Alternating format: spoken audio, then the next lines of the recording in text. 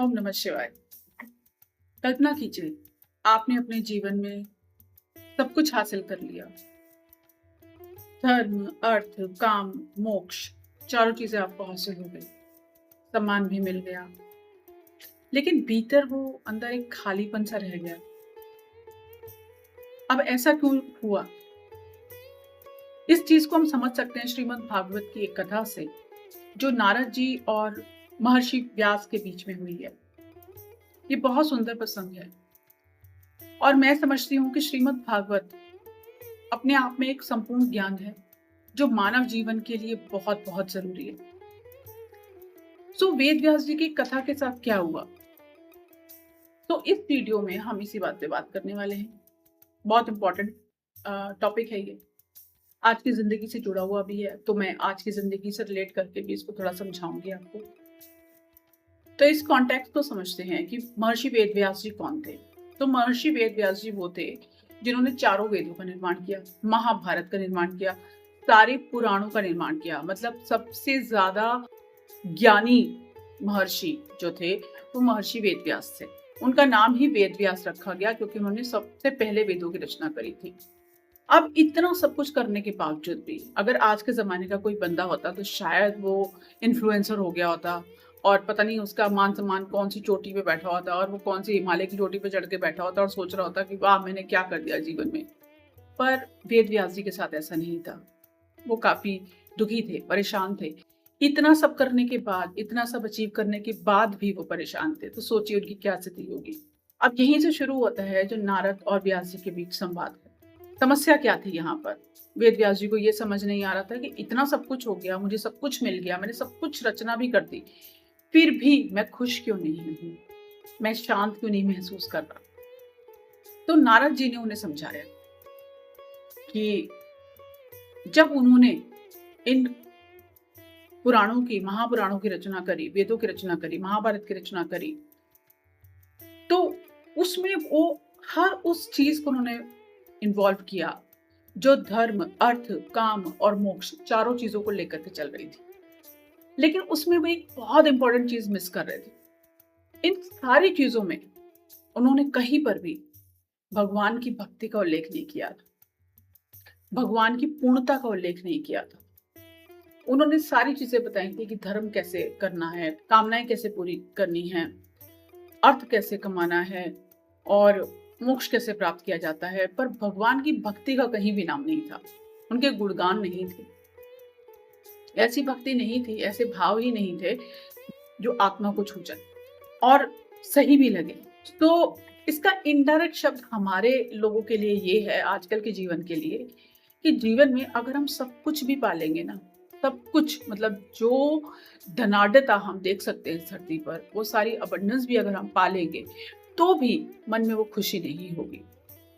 आप बड़े-बड़े धनाढ्य परिवारों को देख सकते हैं, भारत के या भारत से बाहर, जैसे कि स्टीव जॉब्स हुए, मार्क ज़ुकरबर्ग हुए, हमारे देश के कितने बड़े-बड़े इकोनॉमिस्ट हैं और उद्योगपति हैं, जिन्होंने सिर्फ़ गुरु शरण में जाकर के सफलता प्राप्त करी। और नीम करोली बाबा जी की, स्टीव जॉब्स की, ज़ुकरबर्ग की स्टोरीज़ तो सारे जहान में फ़ेमस हैं। ऐसा क्या हो जाता है कि सब कुछ होते हुए भी जीवात्मा के मन को खुशी नहीं मिलती? बस यही सब कुछ श्रीमद् भागवत में बताया गया है।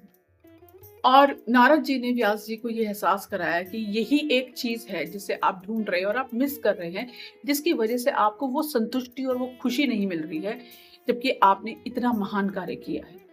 तो यहाँ क्या मतलब हुआ कि अगर हम जितना भी अचीव कर लें अपने जीवन में, हमें खुशी तब तक नहीं मिलेगी जब तक कि आत्मा खुश नहीं है। और आत्मा कैसे खुश होती है? आत्मा भगवान के सानिध्य में रह के ही खुश होती है। आत्मा परमात्मा से मिलकर ही खुश होती है। इसका कुछ हद तक मैं डिटेल पिछले वीडियो में भी बता चुकी हूँ कि आंतरिक खुशी कैसे मिलती है और इसी यही रीज़न है जो हमारे इनर डिससैटिस्फैक्शन को दिखाता है। आजकल के जीवन में लोगों के पास किसी चीज़ की कमी नहीं है। आप एक्चुअली देखिए तो उनके पास घर है, गाड़ी है, पैसा है, धन-धान्य है, लोगों को दान भी करते हैं, अच्छा कार्य भी करते हैं, धर्म के कार्य भी कर रहे हैं, सब कुछ कर रहे हैं, लेकिन फिर भी खुशी नहीं है। अंदर शांति नहीं है, वो संतोष नहीं है, जिसे पाने के लिए सब कुछ किया जा रहा है।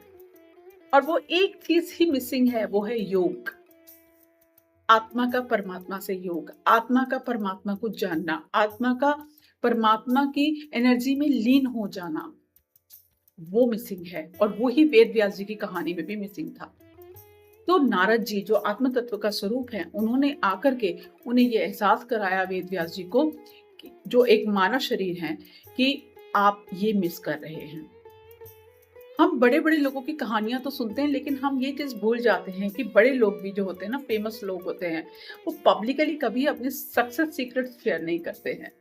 तो कुछ ना कुछ तो हमें खोजना पड़ेगा अपने लिए, अगर हमें उस मुकाम तक पहुंचना है। तो यहाँ पे मैं आपको किसी होड़ के लिए तैयार नहीं कर रही हूँ, पर मैं ये आपको समझाने की कोशिश कर रही हूँ कि आप जीवन में कितना कुछ भी हासिल कर लीजिए, लेकिन अगर आप तैयार नहीं हैं तो आपको वो खुशी नहीं मिलती है। और यही वो सक्सेस का सीक्रेट है जो शायद उद्योगपतियों को पता है, लेकिन पब्लिकली नहीं पता। और पब्लिक उसे कहीं ना कहीं डेस्टिनी या भाग्य ऐसी चीजों से जोड़ के सोचती है। खैर, जब इस पुस्तक में मानव रूपी व्यास जी परेशान थे, तो नारद जी ने आकर के उनको ऐसे ऐसे उनकी प्रॉब्लम का सॉल्यूशन बताया। तो व्यास जी को समझ आया कि उनके पुराणों में, उनकी लिखाई में, उनके कार्यों में शुद्ध भक्ति नहीं है भगवान के प्रति। यानी कि वो कार्य कर रहे हैं, लेकिन शायद उनके कार्य की इंटेंशन दूसरी है। उन्होंने कार्य इसलिए किया ताकि उनको अर्थ की प्राप्ति हो जाए, मोक्ष की प्राप्ति हो जाए, धर्म सही करे या कामनाएं पूरी हो जाएं, लेकिन वो ये भूल गए कि शुद्ध भक्ति की प्राप्ति कैसे हो, भगवान को कैसे प्राप्त किया जाए। यहाँ पे वो चीज मिसिंग थी। ऐसा भी माना गया है कि अगर किसी भी साहित्य के अंदर, साहित्य का पहले मतलब समझना पड़ेगा, साहित्य मतलब जिसमें सबका हित निहित है। तो अगर किसी भी साहित्य के अंदर भगवान की महिमा का गान नहीं है, तो वो किसी काम का नहीं है साहित्य। तो आजकल जो लिटरेचर है, जो साहित्य है, आपको उसकी क्वालिटी भी देखनी चाहिए जब आप उसको एब्जॉर्ब करते हैं। तो इसको हम इस तरह भी समझ सकते हैं कि हमने जीवन में सब कुछ किया और भगवान को भूल गए। हमने जीवन में सब कुछ पा लिया, लेकिन भगवान को थैंक यू नहीं बोला, ये नहीं कहा कि ये उनकी वजह से हमें मिला है। तो जब हम ये नहीं करते, जब हम इस सरेंडर भाव में नहीं रहते, तो कैसी खुशी, कैसा संतोष और कैसी शांति, ये तीनों चीजें मिसिंग हो जाती हैं, जो स्वाभाविक ही है। और इस पूरे चीज को आप कैंटो 1 के चैप्टर 5 के श्लोक नंबर 10 में पढ़ सकते हैं। तो ये प्योर भागवत से लिया हुआ इंसिडेंट है। अब हम इसके मेन लेसन्स पर आते हैं। इसके मेन लेसन्स क्या हैं? तो नारद जी ने ये शिक्षा दी कि सिर्फ ज्ञान पर्याप्त नहीं है। केवल केवल दार्शनिक रूप से या फिलोसॉफिकल बातें करना धर्म नहीं है। फिलोसॉफिकल बातें करना भगवान की भक्ति करना नहीं है। ज्ञान पर्याप्त नहीं है, क्योंकि एक समय ऐसे आता है कि आपको ज्ञान को पीछे छोड़ना होता है। It's a very beautiful incident that happened with me. जब मेरे पे गुरु बाबा जी की कृपा हुई, तो उस समय पे ऑल ऑफ अ सडन ज्ञान की फ्रीक्वेंसी इतनी ज्यादा बढ़ गई कि मैं उसको संभाल नहीं पा रही थी। हालांकि अभी तक भी मेरे पास डायरीज भरी हुई हैं जो मैंने अभी कुछ शेयर नहीं किया है, लेकिन उसके बावजूद वो ज्ञान ऐसा था जो बिल्कुल आउट ऑफ द वर्ड, जो मेरे लिए भी पहचाना थोड़ा सा मुश्किल था। तो मैंने गुरु बाबा जी को हाथ जोड़ के कहा, मुझे ज्ञान नहीं चाहिए। अब आप इस बात से इमेजिन कर सकते हैं कि ब्रह्म में कितना ज्ञान है, और अगर आप सारा ज्ञान लेने पे आ जाएंगे ना, उफ, सच्ची बता रही हूँ, आपका दिमाग फट जाएगा। तो लेकिन वो भी पर्याप्त नहीं है। आप जितने मर्जी ज्ञानी बन जाइए, आपको भगवान की प्राप्ति होगी, इस बात की कोई गारंटी नहीं है। दूसरी बात आई, कर्म पर्याप्त नहीं है। जो दूसरी सीख नारद जी ने यहाँ पर दी है, वो ये है कि कर्म भी पर्याप्त नहीं है। अच्छे अच्छे कार्य करना, दान करना, तप करना, यज्ञ करना, ये सब ठीक है, लेकिन अल्टीमेटली ये सब कर्म कांड के अंदर आते हैं। तो कर्म कांड करना इनफ नहीं है अगर आपका रास्ता भक्ति का है, अगर आपका रास्ता भगवान को पाने का है। हाँ, अगर आप इच्छाएं पूरी करना चाहते हैं तो इट्स ओके। अगर आपको गुरु की शरण में जाना है, अगर आपको देवी की शरण में जाना है, अगर आपको भगवान की शरण में जाना है, जिस भी रूप स्वरूप को आप मानते हैं, अगर आपको उनकी शरण में जाना है, तो सिर्फ कर्म कांड पर्याप्त नहीं है। ये आई थिंक मैं अपने पहले वीडियो में भी बता चुकी हूँ। और यदि आप कर्म कर भी रहे हैं, तो आत्मा को तृप्ति सिर्फ तब मिलेगी जब उन सारे कर्मों का श्रेय आप सिर्फ और सिर्फ अपने इष्ट को देंगे। तो वो करना बहुत ज्यादा जरूरी है, क्योंकि जब आप उसका श्रेय भगवान को देते हैं, तो आपकी आत्मा को सुख मिलता है। क्योंकि आपकी आत्मा को पता है कि उसको कौन ये ज्ञान दे रहा है जिसकी वजह से ये कर्म हो रहा है। तो अगर उसमें आपका अहंकार सारा क्रेडिट लेता है कि मैंने ये किया, तो आपकी आत्मा को संतुष्टि नहीं प्राप्त होती। लेकिन वहीं अगर आप कहते हैं कि जो कुछ किया वो भगवान ने करवाया, तो आपकी आत्मा उससे संतुष्ट होके खुश होती है। एक भक्त के लिए भक्ति ही सर्वोच्च उपाय है, क्योंकि जब तक आप भक्ति में नहीं आते हैं, आप कोई भी रूट लीजिए, मैं पहले भी बता चुकी हूँ बात, आप कोई भी रूट लीजिए, आप कर्म करने का रूट लीजिए या आप ज्ञान का रूट लीजिए या आप धर्म का रूट लीजिए, कोई भी रूट लीजिए, लेकिन अल्टीमेटली आपको भक्ति में ही आना पड़ेगा, क्योंकि जब तक भक्ति नहीं होती तब तक आपको भगवान की ग्रेस नहीं मिलती, और जब तक भगवान की ग्रेस नहीं मिलती आपकी आत्मा को वो सुख प्राप्त नहीं होता और वो परमात्मा में एकाकार नहीं होती। तो जब तक वो परमात्मा में एकाकार नहीं होगी, वो तड़पती रहेगी और वो बार बार जन्म लेती रहेगी, क्योंकि जब तक उसको वो प्राप्ति नहीं हो जाती तब तक वो खुश नहीं होगी। और जब आप इस तरीके की भक्ति करते हैं ना, तो आपको धीरे धीरे रिवील होने लगता है कि भगवान सच में हर एक में है।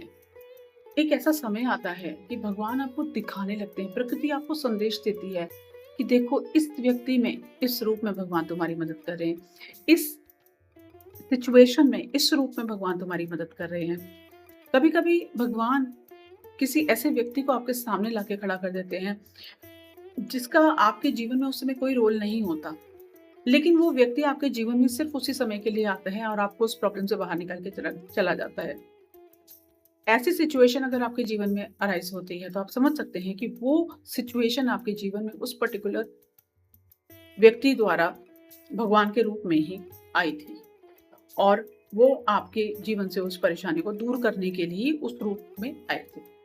लेकिन आपको उसकी अवेयरनेस कब होगी? आपको उसकी अवेयरनेस तब होगी जब आप भक्ति में होंगे, और तब आपको प्रकृति या तब आपको स्वयं भगवान या तब आपको स्वयं जो भी आपके इष्ट हैं, वो आपको ये इंटीमेशन करवाते हैं कि देखो इस समय पे ये व्यक्ति तुम्हारी मदद कर रहा है और ये मैंने ही भेजा है। तो आपको वो हिंट मिलने शुरू हो जाते हैं। ये होता है। अब आजकल लोग क्या हैं? आजकल लोग हाईली एजुकेटेड हैं, हाईली नॉलेजेबल हैं, सुपर टैलेंटेड हैं, स्किल्ड हैं, लेकिन कंफ्यूज्ड हैं। कोई डायरेक्शन नहीं है, इमोशनली एग्जॉस्टेड हैं, स्ट्रेस्ड हैं, बिकॉज उनके पास ज्ञान बहुत है, इंफॉर्मेशन है, चारों तरफ से इंफॉर्मेशन का फ्लो है, क्योंकि ऑब्वियसली सरस्वती माँ धरती पे पधार रही हैं, तो अपने साथ कितना ज्ञान लेके वो आने वाली हैं। तो इंफॉर्मेशन का फ्लो है, नॉलेज है, लेकिन रियलाइजेशन नहीं है। नॉलेज तो है कि हाँ भगवान है, लेकिन कहाँ है, कैसे हैं, कैसे दिखते हैं, कैसे मदद करते हैं, कैसे आते हैं, कैसे बताते हैं कि मैं इस रूप में इस व्यक्ति के साथ ऐसे खड़ा हूँ, उसका रियलाइजेशन नहीं है। और इस सारी चीज का ट्रांसफॉर्मेशन जो है वो सिर्फ भक्ति के साथ होता है। और यही पूरा नारद जी और व्यास जी की कथा का सार श्रीमद् भागवत का है। यहाँ पे व्यास जी को हम इंसानी स्वरूप मान सकते हैं और नारद जी को हम एक आत्मा का ऐसा तत्व, दिव्य तत्व मान सकते हैं। हालांकि पीछे से महर्षि व्यास जी बहुत नॉलेजेबल हैं, लेकिन फिर भी जब वो एक इंसान के शरीर में है, महर्षि व्यास बन के आए हैं, तो उनको भी आत्म तत्व भगवान नारद जी से शिक्षा लेनी पड़ गई। और नारद जी ने उनको शिक्षा दी कि किस प्रकार वो अपनी उस सिचुएशन से बाहर निकल सकते हैं जहां उन्होंने सब कुछ अचीव कर लिया, लेकिन भक्ति रह गई। इसीलिए वो अभी तक अपने आप को डिससेटिस्फाइड और अशांत महसूस कर रहे हैं। अब प्रैक्टिकली इसको कैसे करें? प्रैक्टिकल करने के लिए आप क्या कर सकते हैं? एक तो पहले ये समझें कि आपको बहुत ज़्यादा ज्ञान एक्युमुलेट नहीं करना। आप जितना ज्ञान एक्युमुलेट करेंगे, आप उतने कंफ्यूज होते चले जाएंगे। और ये एक बहुत डीप नॉलेज है जिसको कुछ एक आध दो वीडियो में नहीं समझाया जा सकता। 1 to 1 या पर्सनली ही समझाई जा सकती हैं। आप वीडियो में उनको कॉमनली नहीं बता पाते हैं, तो वो सिचुएशन टू सिचुएशन निर्भर करती हैं। अब इसका अभ्यास कैसे करें? तो पहले तो मैंने आपको बताया कि हर चीज़ ज्ञान नहीं है। भक्ति को भावना से जोड़ें। भावना मतलब प्रेम की भावना से जोड़ें और भगवान के प्रति समर्पित रहें। जो पढ़ें अच्छा पढ़ें, और सप्ताह में एक बार ध्यान से, जैसे मैंने पिछले वीडियो में भी बताया था, ध्यान से बैठ करके सिर्फ श्रवण करें। जो भी आपको अच्छा लगता है लेकिन वो भगवान से रिलेटेड ही होना चाहिए, उसका श्रवण करें। सो नानक जी और महर्षि व्यास की पूरे कॉन्वर्सेशन से हमें ये सीख मिलती है कि भगवान की लीला और भक्ति का गुणगान करना ही चाहिए। उसी को हम एक्चुअली सत्संग बोलते हैं। तो नारद जी की शिक्षा के अनुसार भक्ति और भगवान की लीला का गुणगान करने के बाद ही आपकी आत्मा तृप्त महसूस करती है, शांत महसूस करती है, संतोष महसूस करती है और इसी तरीके से आगे जाके श्रीमद् भागवत की रचना हुई। इसीलिए मैंने श्रीमद् भागवत क्यों पढ़ते हैं उस वीडियो में आपको बताया था कि श्रीमद् का एक एक शब्द आपको एक नए आयाम पे लेके जाता है, लेकिन उसके लिए आपके पास वो ग्रेस होनी चाहिए जिससे आप श्रीमद् को डिकोड कर सके, क्योंकि ये श्री की मत है, तो श्री के आशीर्वाद के बिना ये पॉसिबल नहीं है।